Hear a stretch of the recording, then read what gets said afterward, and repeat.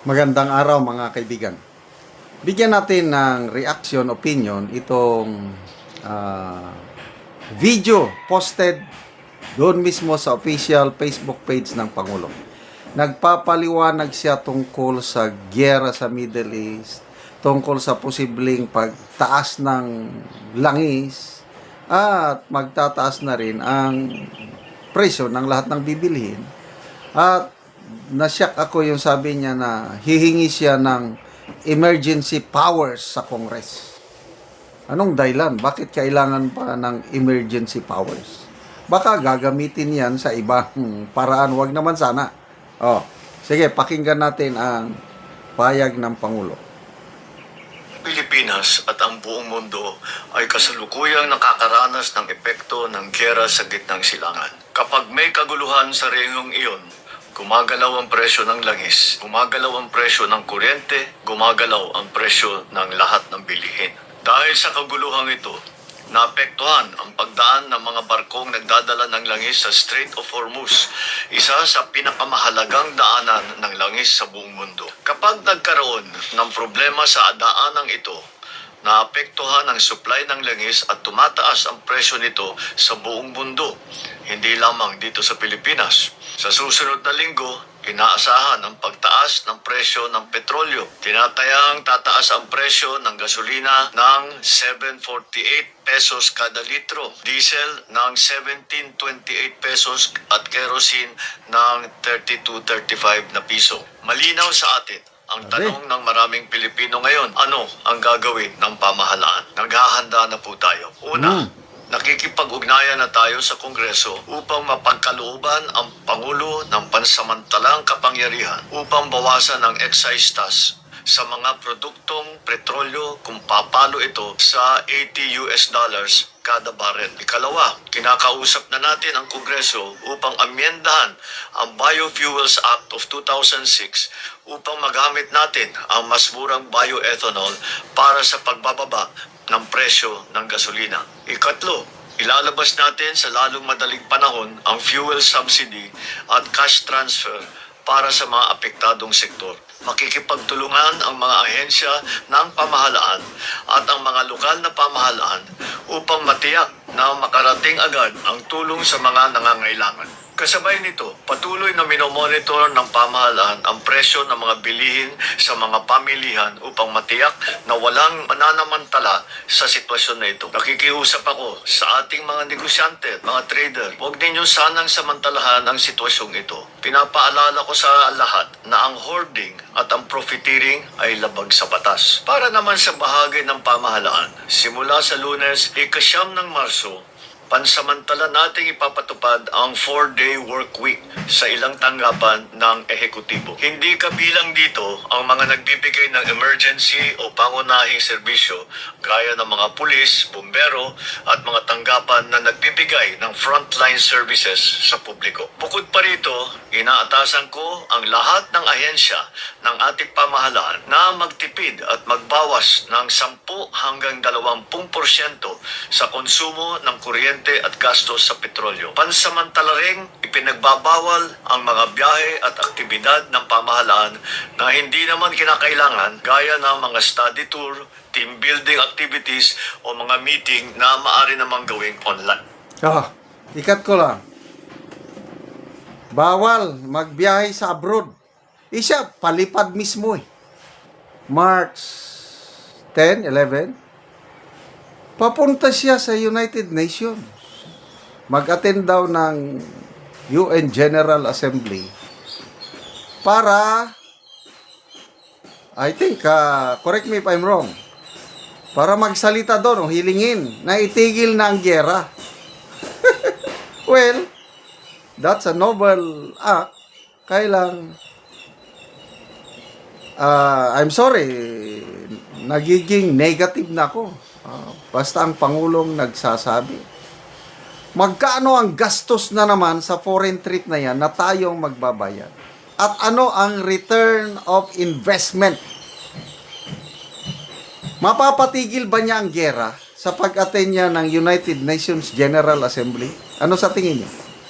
Kasi kung pagpunta niya doon, magsalita, pagbalik niya, tigil ng gera, di, salamat. Saludo tayo sa presidenteng ito. Parang Superman. Kaya lang, again, I'm sorry, nagiging negative na ako basta ang Pangulo nagsalita, gumalaw dahil kabaliktaran, no? Nagsasabi, tipid, huwag kayong magbiyahe sa abroad. Siya mismo magbiyahe. Mas believe sana ako, sabi niya, okay, magtipid tayo.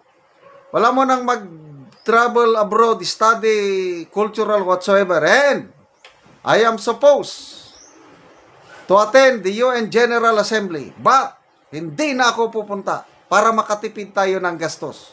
O, di ba mas magandang pakinggan? Salita siya ng salita, he does not walk the talk. Ano pa? Yung ayuda. Maganda naman yon, yung ayuda para sa mga affected sectors. Ang tanong, makakasigurado ba tayo? Magkano yun? Baka billions of pesos. Makakasigurado pa tayo na ang fuel subsidy makakarating sa mga dapat mabigyan? Baka na naman, opportunity na naman ito ng korupsyon. Kagaya yung mga ayuda na yan. Hindi naman nakakarating lahat yung ayuda sa tao. Napupunta lang kung sino yung... Kaya, paghanda natin, tataas ang krudo, tataas ang gasolina, tataas ang lahat, tanggapin natin. Yan talaga ang wala tayong Kaya iniisip ko, siguro magbili ba ako ng maraming krudo, maraming i-stock ko sa galon, kaya? Kasi ngayon, medyo okay pa. So bakit nagkakaganito?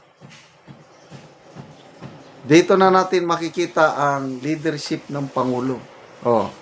Kung wala sanang mali-maleta, bilyonis yun. Abot pa ng trilyon. According to Congressman Edgar R.S. 1.45 trillion in 3 years na diskarel na kung saan-saan nila ginamit. Ayun, hindi na sana tayo kailang God save the Philippines. Tama nga. So sana yung emergency powers na hihilingin ng Pangulo ay gamitin lang para dito, wag namang gamitin kung saan-saan. Salamat mga kaibigan sa inyong pagsubaybay sa ating channel. Nakakatulong kayo ng malaki sa Tribong Talandig ng Bukidnon dahil ang income natin sa channel na ito is pantulong sa tribo na namimigay tayo ng libreng yero at pako sa mga tribong ito para makapagpatayo sila ng mas maayos na tirahan. Panoorin nyo ang video na ito. Ko lang natagaan og sin. Salamat kay gitagaan mi among ato.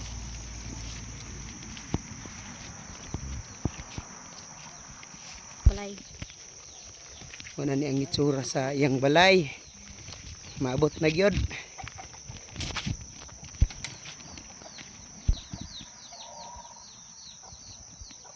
Ug karon mo na ni ang itsura sa atop ni angkol sa tagaan na Mugiro.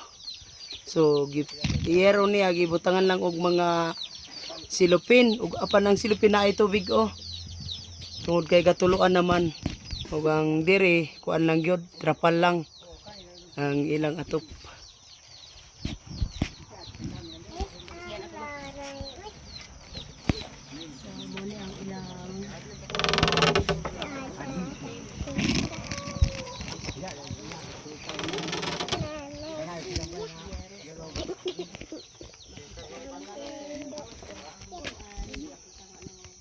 Mupod ni ang ilang atop dinhi sa gawas nga bahin sa ilang abuhan. So gikuan lang unya dinhi lang sa yuta ang ilang lutuanan. Diri lang sa gawas nga bahin ang mga galon, planggana. So lisod gud ang ilang pagpuyo. Pasin. Unsay mong mesulti ante nga giyatagan mo og sin? Salamat sa Ginoo kay gitagan mi sin nga panalangin. Nga makaatop na gid mo. Makaatop gid mi. Pila na katuig ante ang inyong balay nga nagantos mo sa ulan? Pila na ni katuig? Pila na anti katuig? Pulo. Napulo na katuig. So lisod gid anti ang inyong kahimtang ba? Oo. So salamat kayo ante. Salamat sa Oo.